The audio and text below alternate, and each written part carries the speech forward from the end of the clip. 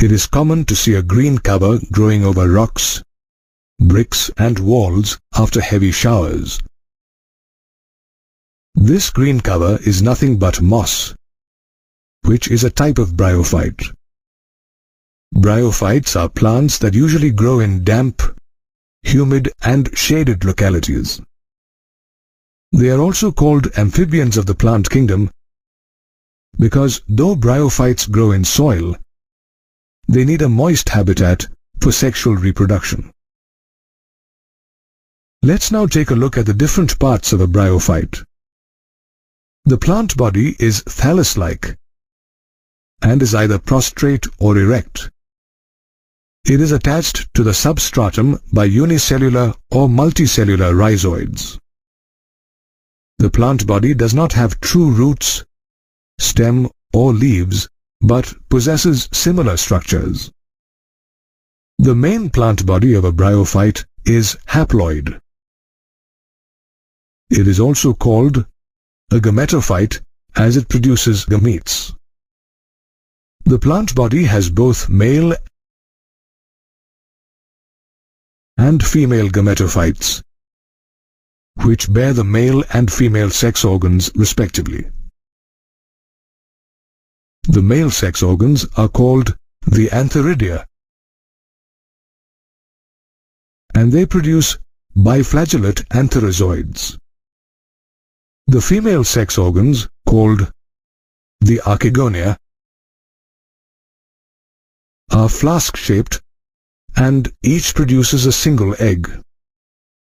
During fertilization, the antheridium releases antherozoids in water where they come into contact with the mouth of the archegonium.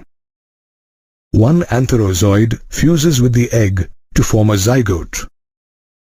The zygote in turn produces a multicellular body called the sporophyte. The sporophyte gets its nutrition from the gametophyte.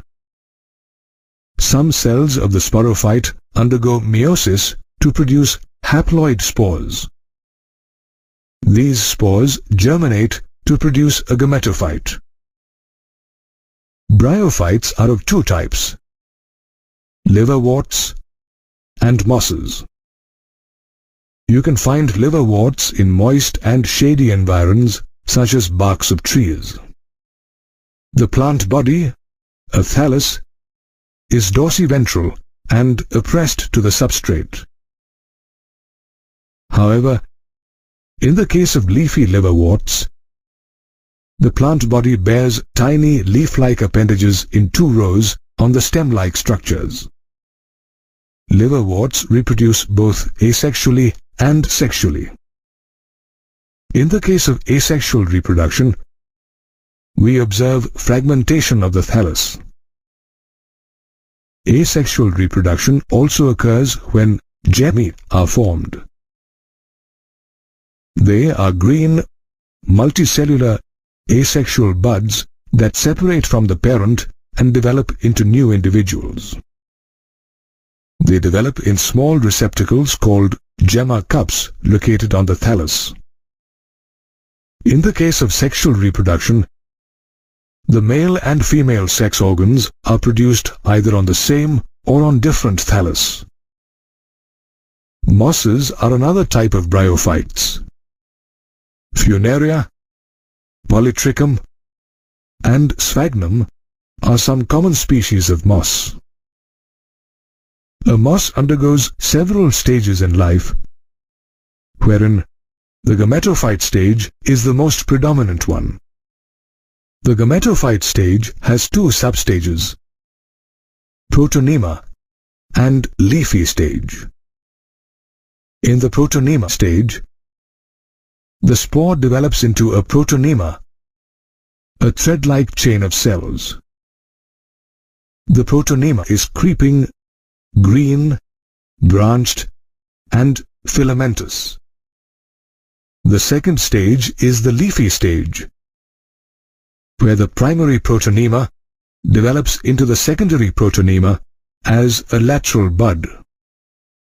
The buds consist of upright, slender axes that bear spirally arranged leaves attached to the soil through branched rhizoids. The sexual organs develop during the leafy stage. Mosses reproduce vegetatively and sexually. Vegetative reproduction is by fragmentation and budding in the secondary protonema. In sexual reproduction, the male and female sex organs are produced at the apex of the leafy shoots. Let's now look at the uses and importance of bryophytes.